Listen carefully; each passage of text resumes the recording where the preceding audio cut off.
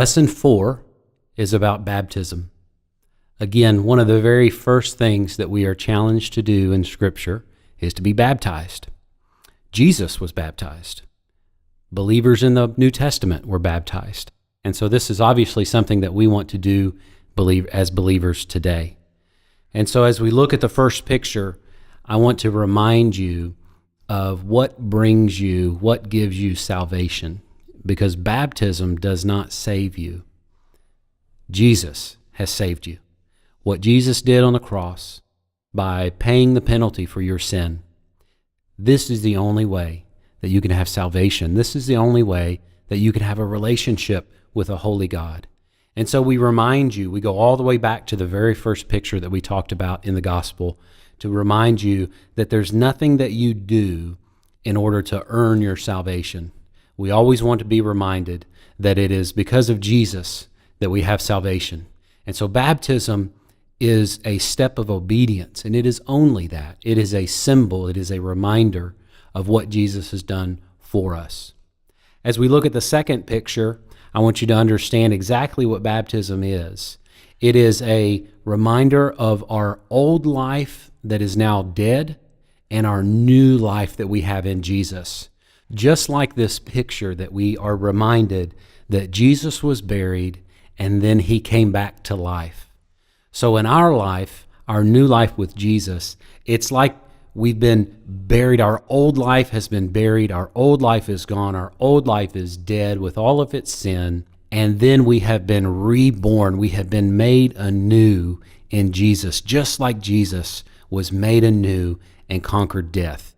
And so when you're baptized, you're going to go into a body of water with a believer who's already been baptized.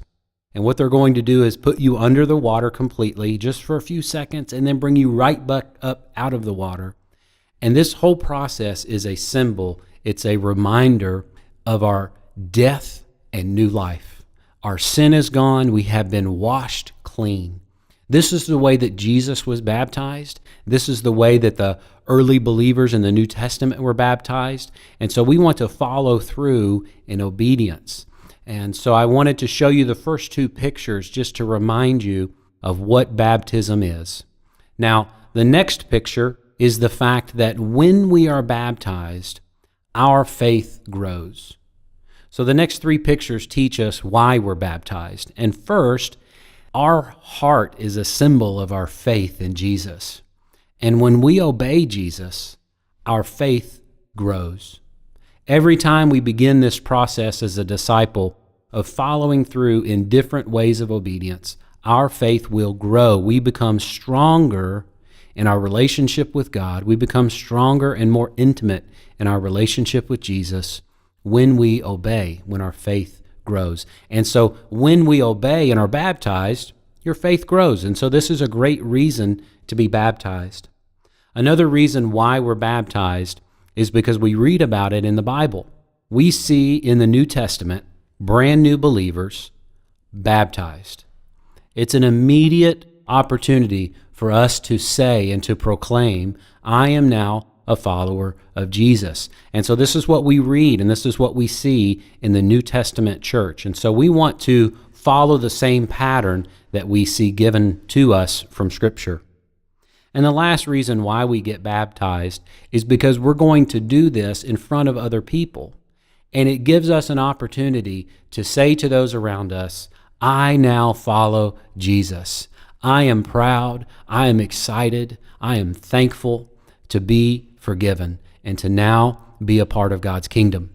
And so when you're baptized and you go under the water and come out of the water, there's going to be other believers there with you, and they are going to rejoice with you. They are going to rejoice and be excited in your new faith and in your desire to be obedient. And so now through baptism, you have an opportunity to become part of the community, to become part of the church. And so baptism is a symbol and a reminder of our new life in Jesus.